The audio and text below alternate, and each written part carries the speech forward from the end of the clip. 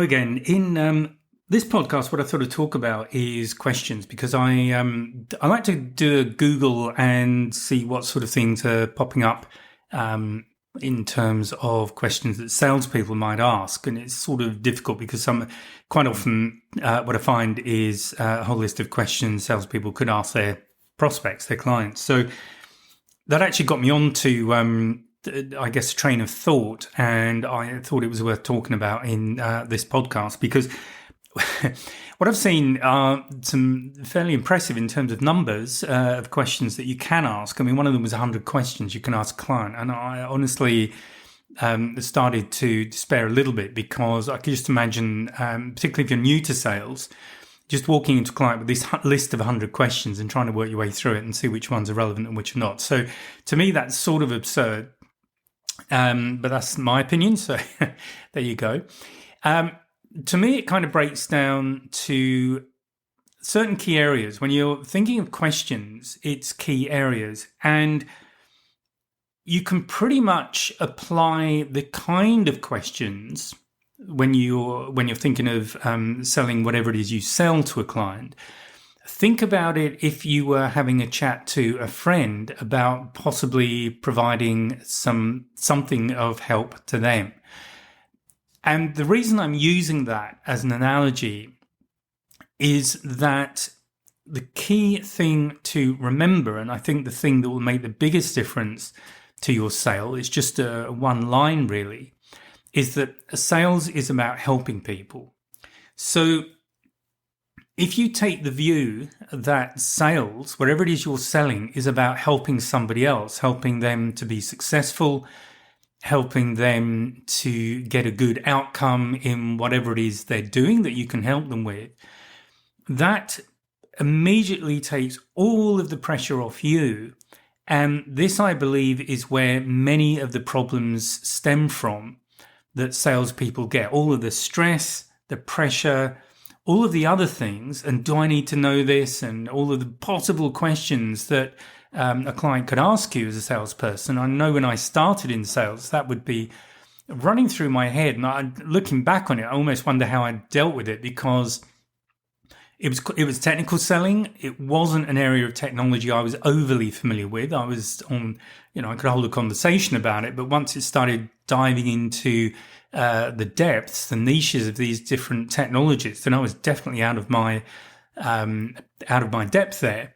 And of course, I can think of all these questions that somebody could ask me that I wouldn't have a clue to what the answer would be, and that's pretty horrible, actually. And you may well be able to relate to this. So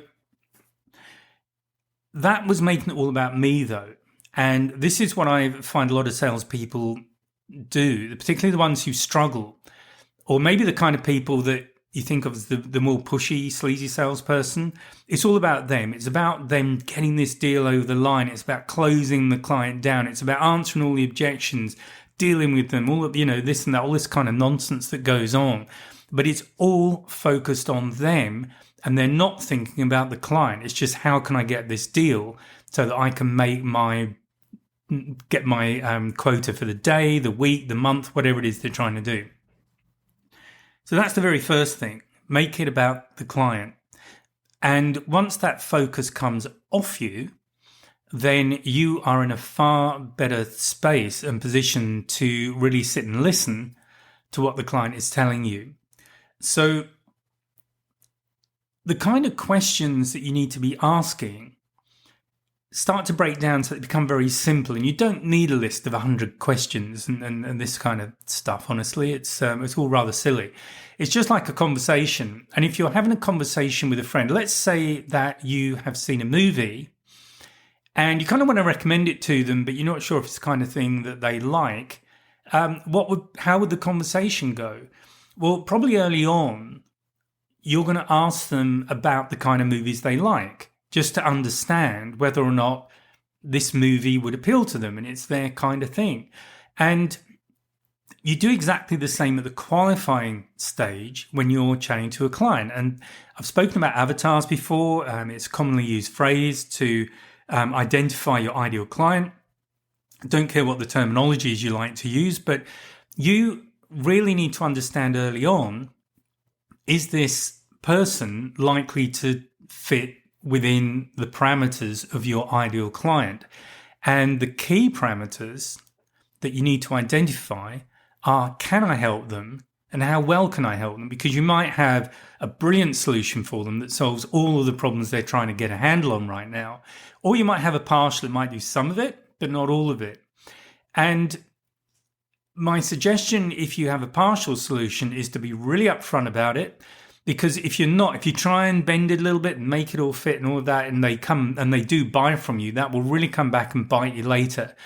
First of all, that person is likely to require a lot of post-sale support, which might be your time or somebody else in the organization, but essentially means the profitability of that sale is very low or maybe even non-existent. It may even cost the company money in the long run. So you really don't want that. You want to be doing good business as a salesperson, whether it's your business or you're working for somebody else.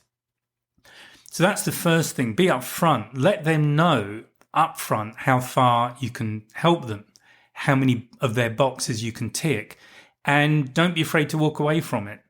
It's far better to walk away from a bad fit than to try and make a bad fit work, and that will come back and bite you later on. And another thing that you really don't want is to get a bad reputation, particularly if you're in a fairly small market, be it geographically or in terms of the kind of product you sell. If you start getting a bad reputation, either personally or that gets projected onto the company you work for, then you've just made it far harder to get new business. And obviously without that, you don't have a job, which is obviously not the ideal solution here.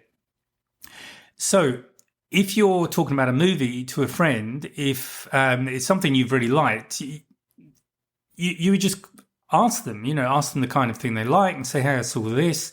Do you think you might be interested? Because I thought it was a great movie and I thought you might like it. And I certainly had a really good time and there was some interesting plot twists in it and all this thing, whatever it is that worked for you. You'd have that conversation, but you're throwing a little bit out there, but you're really listening to what's coming back from your friend in this case.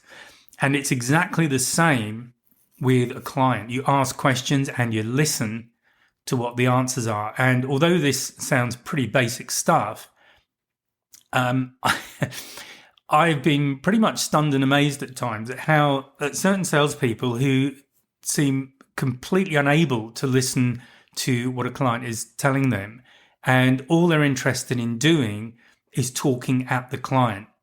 And one of the classics for this is the old days of taking a brochure in, and maybe some people are still doing this, but one of the things we would do when I was selling, when I first started, was to take a brochure in. But some salespeople just basically talk through the whole brochure from start to finish. And I've certainly had people do this to me. And honestly, I get so bored. They don't know it, but they've already blown the sale, because what I want to do as a potential client, and put yourself in the client's shoes, is I want to explain what my problem is. Why do I want to explain it? Because I need to know that this person, who is apparently has some level of expertise in the area where I have difficulty, I want to know if they can fix the problem for me, and if they can, how well they can fix it. I don't want to listen to a whole load of other stuff that to me is completely irrelevant and it's just wasting my time. I need yes, no answers to questions. Now, I'm a particular personality type, and I like to get to the point. There are others who are different, and they will ask lots and lots of questions about lots of different scenarios. So this might go wrong, that might go wrong. And as a salesperson, you might think, what on earth are they talking about? Why are they talking about something that's so unlikely to happen, that why are we even spending time on it? But you have to understand, as a salesperson, that when people are buying from you, they're looking for different things. In my case, I've got a short list of things I want answers to. I want to tick those boxes. If you tick them, you've probably got the deal. Other people, it's a much more laboured experience, and they want to feel safe, they want to feel reassured, and they will come up with all sorts of scenarios that, as unlikely as they may seem to you, they're actually really important. This is all part of their process. So there are other personalities in there as well. There are other types of selling. So kind of having an idea of the personality of the person you're dealing with is certainly useful. It's helpful. It means you can really target the conversation so that it's what they want to have, the conversation they want to have, not the conversation you particularly want to have. So that's another important difference. But if you're not sure about that, you don't really need to know that, at least at first. You can get by just letting them lead. You ask open questions, and by that I mean they're not yes, no.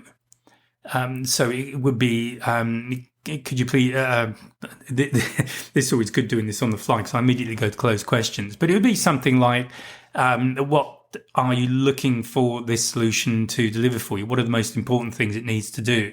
What are the most important outcomes of this purchase for you? Now, look, I don't know what you're selling, so you'll need to come up with the appropriate questions for that. But the important thing is they're open questions. They don't have a yes, no answer. You want to get them talking. So if you're not very good at coming up with open questions on the fly, just write some down. And they're generally questions that are what, how, those kind of things. Avoid questions that use why. And having said that, you'll probably think of a lot of questions that now start with a why, but why can come across as a little bit critical. And what you want to do, particularly if it's a brand new client and you're establishing rapport, you're establishing trust, all of those things, you do not want to come across as critical of their thinking and their decision making. So the way you style the question, so what kind of, could you tell me what kind of solution you want from this vehicle? You know, where are you going to be using it? What's the most important things? What would be the top 3 important things, or the top 5, or the top 10, whatever works for you? But get them to start opening up. And you can always add more detail, particularly if it's a replacement item, by asking what they're currently using, what works for them, what doesn't work for them. And in fact, one trick you can do I use the word trick. I don't mean that in a negative way. It's just kind of useful. If you ask people what's good about what they're currently using, you might get 1 or 2 good points, but most people will almost immediately tell you what's wrong with it. So it means you can avoid having to ask that question, what's wrong with your current solution, because that can come across again as you perhaps trying to find an angle, a way to lock this company out if it's different companies' equipment or solution. So just bear that in mind. So avoid asking questions that have a yes/no answer. So avoid closed questions, and avoid questions that start with the word why. Okay, and then ask them what's good about what they have. The other thing is people don't generally expect that. Certainly my experience with salespeople when I've come to buy things is they're not generally asking me about the good things of a competitive product. So it's quite a handy question actually, because it's not what people are expecting. So the guard might come down a little bit. And certainly they, as I've said, they generally go on to what's wrong with it anyway. So you don't need to have to ask that question. So what are you doing with the questions though? You're establishing their need. You're establishing what is the problem that they have, and you're, at least internally, answering the question whether or not you can help them. What I used to do, one of the things I like doing, and I recommend this, is to have a notebook. And I know, you can use your phone or your iPad or whatever it is you're using, but I like to jot things down. And there's a couple of reasons for that. One is I can physically write down what the boxes are, what the points are that have to be covered. And then when I reply in the second part of the conversation, when I'm talking about what I can do for them, I can be ticking my way through those boxes so I can show them visually that I'm solving their problem. And the other thing is it actually conveys a sense of importance to that person, that they're important to me as a client, because I'm actually taking the time to write things down. And if you imagine yourself at a restaurant, and maybe you've had this experience, you've been in a restaurant and you're giving your order and the serving person isn't making any notes at all. And if you've got a more complicated order, what's your confidence that they're actually going to get the order right compared to somebody who starts writing it down and maybe even double checking it with you to make sure they've got it right. So if you think of that scenario, just ordering food, why don't you be the person who's writing everything down and making sure you've got it correct? What are you conveying to your client or your prospect about their importance to you, that you're making them feel more important by taking those steps with them? So writing down, the act of physically writing it down, I would thoroughly recommend that you do. You've got a written record. It's something you can spin around and show them, let them read it. And I would also actually do that when I was getting family trees of organisations. I would always write them out and then show it to them. And more often than not, where I'd made a mistake, people would just correct it and write themselves. They'd actually correct the thing for me. So I had a much clearer idea of who the key players were. So involve your clients in that way. So what you're ultimately doing is you're clarifying whether or not this is somebody to do business with. And this is a theme that I've spoken about before in other podcasts. I will no doubt revisit it again because this is so fundamental. The reason for going through this process and getting it as accurate as you can is you need to know how good a client this is likely to be for you, as in what is the value of the sale. Are you looking at a high value sale that's very profitable? Or are you looking at a sale where you might lose profit? Because if you're kind of a halfway house solution, you might end up with a lot of additional support work to do or other things that's just basically going to cost your company money. And you don't really want to do that, particularly if you're an entrepreneur and it's your business. You want to keep those sales profitable. And I have definitely said to people on occasion, having gone through this process, that having looked at what they want, I can do this much of it, but this part we can't do. And my honest recommendation is that they don't go with us because I just feel the gap is too great. Now, and this sometimes happens, they may decide that because of the way I've handled them, the way I've listened to what their needs are, the way that I've written things down, I've made sure I've got it right, they may feel that they might have a level of confidence in me as a professional that means they would much rather go with me. So if that's the case, the thing then is to really get some agreement on what level of solution you can provide. So if it doesn't provide certain things, then make sure they're actually excluded. So make sure it's crystal clear about what exactly you can do, what you can't. Ideally, you won't be in that situation and you've identified someone correctly. They are your avatar, they're your ideal client. You get a good order value, you get a good revenue from it, you get good profitability from it, and they're very low maintenance afterwards. So you don't have to worry about losing money you've made in that sale down the track, because obviously the whole business needs to be profitable in order for the business to survive, for you to have a job, for you to be able to support clients, to continue to solve people's problems. It all has to be profitable. You might be working for a charity, but most people I talk to aren't. So there needs to be profit. And some people feel that's a dirty word. It really isn't, because it allows you to help more people. It's just another way of looking at that. So in terms of questions, these are the key things I wanted to really cover in this podcast. So I don't think you need a huge long list of questions. There might be certain specific ones that relate directly to your solution that it's really important to get clear. It might be something technical. So things like that I would write down. And if you're new to sales, and certainly when I was new to certain products, I would write them out as a list and I would have them in my notebook. And I would actually place them on one side of my notebook, or almost use them as a meeting agenda, because that way I could make sure I'd covered everything off. I knew one way or the other whether or not I could help my client.